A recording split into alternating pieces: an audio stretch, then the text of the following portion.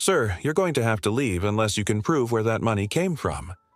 The sentence came from the bank manager's mouth, sharp tone with arrogant authority, as she pushed the withdrawal form back across the counter. Across from her stood a 45-year-old black man, calm and composed. He didn't react. He didn't beg. He didn't even answer right away. He simply slid the document forward again, firm and silent. Behind him, a few employees paused what they were doing. One whispered to a coworker, "Why do humiliated? They always think the rules don't apply to them." A muffled laugh rippled through the group. The man they were judging was about to teach every single one of them the most humiliating lesson of their lives. Because that suspicious client was the CEO of the entire institution, and in 5 minutes, that branch and a few careers would never be the same again. Have you ever been treated like you didn't belong somewhere by people who didn't even know your name? Then stay with me. This story is about the power of silence and what happens when dignity stares down prejudice in broad daylight. If you believe respect should never depend on appearance, comment "respect" down below and subscribe to the channel. Because this story starts now. His name was Michael Langston. But no one at that branch had a clue. No one there had any idea who that man was, the man who, even while being humiliated in front of everyone, stood tall and dignified, as if he knew this story was far from over. Michael was the kind of person who didn't need to raise his voice to be heard, because his story spoke for itself. Son of a librarian and a bus driver, he grew up in a neighborhood where opening a bank account was a luxury. And believing he could one day run a bank felt like a joke. But he believed anyway. Started as an intern, graduated on scholarship, faced slammed doors, doubtful stares, and boardrooms where his presence always seemed to bother someone. It took him 23 years to reach the top. And now, at 45, he was the CEO of Ameritrust Capital, a network with over 400 branches across the country. But something was keeping him up at night. Anonymous reports of discriminatory service in some locations. Michael knew the system. He knew racism in there wasn't loud. It was subtle, procedural, and because of that, harder to fight. So he made a decision no bank president had ever made before: visit the branches as a regular customer. No warning, no entourage, no suit, no company card. He wanted to see with his own eyes whether the inequality he once knew from the outside was now living inside the company he led. And that afternoon, when he walked into the flagship branch, the busiest, the most modern, the one executives praised the most, Michael was about to uncover far more than he expected. The main branch of Ameritrust Capital looked more like an airport lounge than a bank. Modern chandeliers hung from a glass ceiling. The marble floors caught the afternoon sun, and LED panels flashed messages about inclusion, respect, and social innovation. It was a typical Friday afternoon. The place was busy. Well-dressed people came and went, clutching briefcases, phones, and urgency. At the center of the lobby, a white woman, subtle jewelry, light blazer, hair neatly pinned, was being helped with warm smiles and a fresh cup of coffee. The amount she was withdrawing, $110,000. Michael walked in with calm steps. He wore dark jeans, a long-sleeved gray shirt, and a light jacket. Nothing flashy, but nothing careless either. He walked up to the counter, handed over his ID and a hand-filled form. "Good afternoon. I need to withdraw $90,000 from my account." The young teller looked at him, then at the paper. Then, at the ID, there was a pause. Too long, the kind of silence that smells like judgment. "One moment, please," she said, standing up to call the manager. Within seconds, Melissa Grant, the branch manager, approached. Expression unreadable. Heels firm. Tone clinical. "Sir, Michael, right? Could you explain the reason for this withdrawal? It's not unusual for my account activity, but I can justify it if necessary. Melissa glanced at the form again, then back at him. Do you have any proof of where this money came from? Michael raised an eyebrow, confused. Proof? It's in my account. I can show you the statements if you'd like. She didn't respond right away. Instead, she made a subtle gesture toward one of the bank's security guards. And that's when everything began to shift. Michael remained steady, calm on the outside, alert on the inside. He knew when he was being tested. This wasn't the first time, and sadly, he knew it wouldn't be the last. The manager examined his ID as if she were hunting for a mistake. Meanwhile, 2 other employees discreetly stepped closer. They said nothing, but watched, like they already knew the script. Melissa leaned on the counter.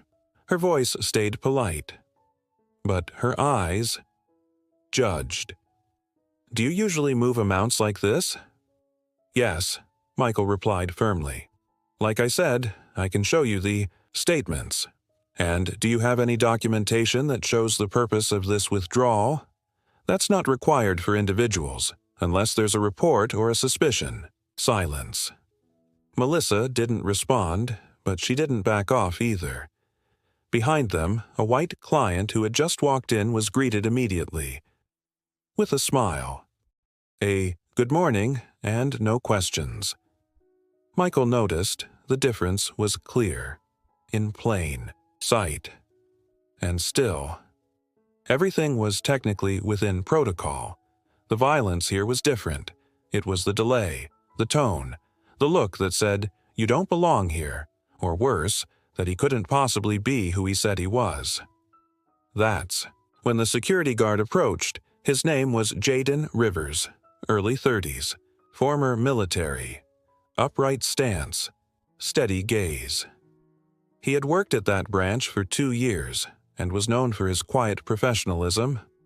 Most of the time, Jaden did exactly what was expected: keep the place safe, maintain order, step in when needed. But in that moment, what he saw didn't sit right.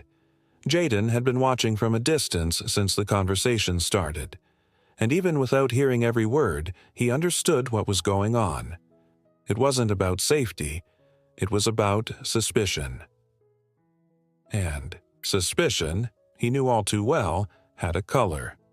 When the manager signaled him, Jaden responded, but not to escort the client out, only to understand what was really going on. He walked over calmly and stood next to Michael. "Can you escort this gentleman, please?" said the manager. Jaden took a deep breath. "Ma'am, at this time, I see no indication of any risk." "What exactly is the issue here?" He turned to Michael. "Sir, are you okay?" Michael nodded. Melissa's eyes widened, surprised and irritated.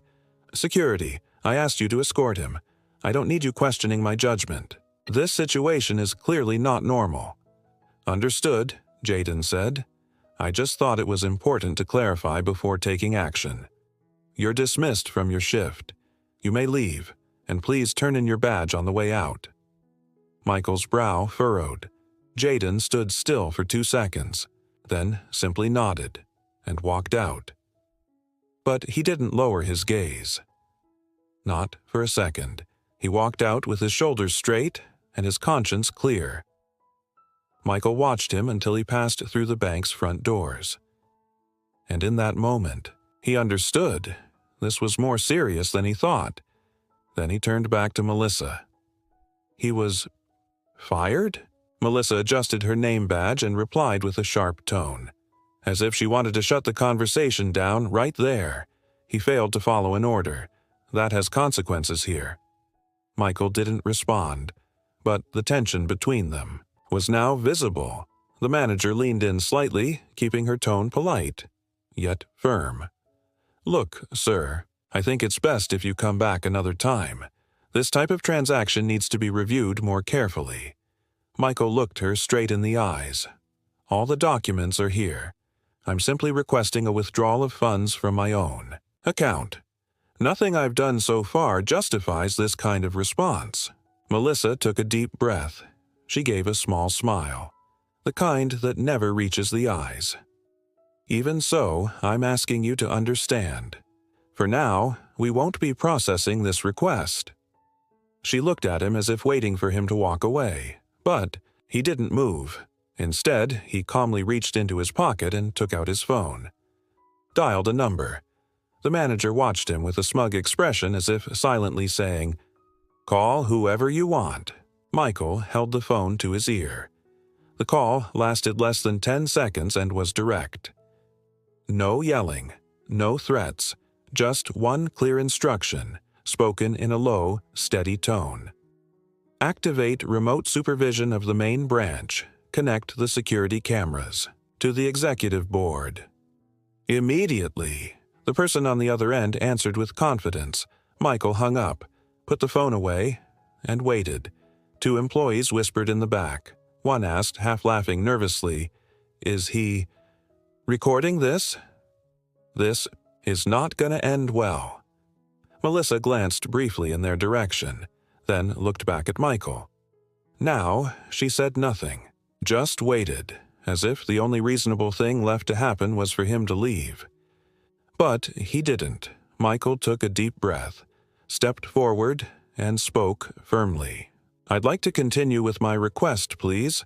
All documentation has already been presented. I'm here to withdraw $90,000 from my account." Melissa didn't even look at him. "We've already said that won't be possible, sir." She turned to the teller. "Next in line, please. Let's keep things moving." Michael held his stance, remained in place.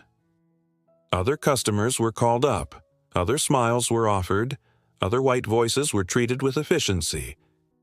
And there stood Michael, still, with all his documents in hand and no service.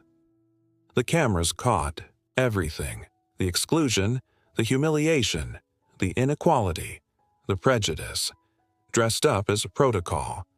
He knew that now. All he had to do was wait, and it didn't take long. From a side hallway inside the branch, a blonde woman appeared. Dark blazer, executive badge, and shoes that made no sound, yet commanded respect. It was Evelyn Carter, Chief Operating Officer of the bank, and one of the most respected executives in the institution. She didn't greet anyone, didn't smile. She walked straight to the center of the lobby, where Michael still stood, calm. She stopped beside him and turned to the staff. Her voice was firm, without raising it. "Attention, everyone. The board has just watched, live, the past 10 minutes of this branch's customer service. And what we saw was disgraceful." For a moment, the entire lobby froze. She continued, "This situation is so serious that the CEO himself will now take over the protocols here. And for those who don't know, this is Mr. Michael Langston, CEO of Ameritrust Capital." A heavy silence fell over the room. From the back of the branch, someone dropped a pen. A teller bit her lower lip, visibly ashamed. Melissa, the manager, turned pale. Her hands shook. She knew exactly what she had done. Michael stepped forward. "I am Michael Langston, CEO of this institution, and that should not be relevant to receiving dignified service at this branch. But what I just experienced here, no client, no human being, should ever have to go through." He paused briefly, took a deep breath. "Today, I came here with all the necessary documents. I didn't raise my voice, I didn't break a single rule, and still, I was judged, excluded, ignored." Then he looked directly at Melissa. "Manager Melissa Grant, your conduct was not an operational mistake. It was a choice, one this bank does not condone. As of this moment, you are no longer part of this institution. You are terminated." Melissa didn't even try to respond. She lowered her head and said nothing. Michael looked toward the back of the branch and gave a subtle gesture to one of the supervisors. "Please, bring back the security guard who was dismissed earlier, immediately." Minutes later, Jaden Rivers was once again walking through that lobby. Steady gaze, shoulders straight, but this time, not knowing what to expect. Michael walked up to him, reached out his hand, looked him in the eyes. "Jaden, you did what many avoid. You acted with humanity. In a system that rewards silence, you chose courage. And with a firm handshake, you are officially reinstated and promoted to head of security at this branch because we need more people like you in here." Jaden nodded, visibly moved, and for the first time since all of this began, he smiled, turning. To the staff, Michael said, "Prejudice doesn't always shout. Sometimes it hides behind polite expressions and twisted rules. It disguises itself as caution, as protocol, as silence." He paused. "But as long as I'm here, that culture won't survive. No silence will cover up disrespect, no policy will justify exclusion, and no one will be punished for acting with empathy." He turned to leave, and before stepping out, left. One final statement. This bank does not exist to serve just one elite. It exists to serve better, and with justice. And he walked out. This time, no one looked away. The news spread quickly, at first just whispers among the staff at the branch. Then came the murmurs in the hallways of the corporate building, and within the hour, the footage from the internal cameras, with full authorization from leadership, had already reached the legal team, the ethics office, and the communications department. There was no denying it. The images spoke for themselves. Michael, standing calmly, being ignored. Melissa, firmly ordering the security guard to be dismissed. The contrast between the interactions. The reactions on the faces in the background. And finally, the stunned silence when the truth came out.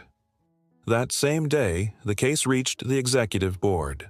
Some still tried to minimize it, calling it a misunderstanding or an isolated procedural mistake. But Michael didn't leave room for spin. He made it clear what was at stake wasn't his image or his authority. It was what any other person could go through in that same place. Without the badge, without the name, without the power. The board understood the message and unanimously decided to turn the episode into a public milestone for institutional reform, before it turned into a full-blown reputational crisis. The strategy worked. By the next morning, the story was already in the headlines. Black CEO denied withdrawal at his own bank. Disguised as regular client, bank president exposes institutional racism. Employee fired on camera for discrimination. The footage leaked and went viral. In less than 24 hours, Michael Langston's name was trending nationwide. And unlike what many expected, he didn't hide behind a press release. He called a press conference, and in doing so, took full control of the narrative, with clarity and purpose. The focus of his message wasn't the failure. It was the change. Not the exposure. The commitment. Ameritrust Capital didn't paint itself as the victim. It owned its institutional responsibility, acknowledged the problem, and declared, publicly, that it was ready to be part of the solution. The auditorium was full. Tripods held up cameras. Microphones lined up. Reporters from all over the country filled the room. A few empty chairs still scattered here and there, but most were taken by sharp, curious eyes. There was a hum of restrained anticipation in the air, the scent of scandal, the curiosity surrounding a CEO who had, by choice, placed his own company under the spotlight. Most of them didn't know Michael personally. They only knew what they'd read in the past 24 hours, and they expected to see a shaken executive, on the defensive, maybe delivering a rehearsed speech to control the damage. But the man who stepped onto that stage wasn't there to salvage the bank's image. he was there to rewrite its story. Michael began by thanking everyone for coming, then paused, long enough for every eye to lock on him. The only sound in the room was the clicking of cameras, then the scribble of pens, and the soft click of recorders being switched on. Then he said, "What happened yesterday wasn't an isolated mistake. It was a reflection of what still needs to be confronted, both inside and outside this institution." Silence. Then pens started moving again. Recorders blinked. Cameras adjusted. The branch I visited yesterday is the same one where hundreds of people walk in every day. Some are greeted with smiles, others with suspicion.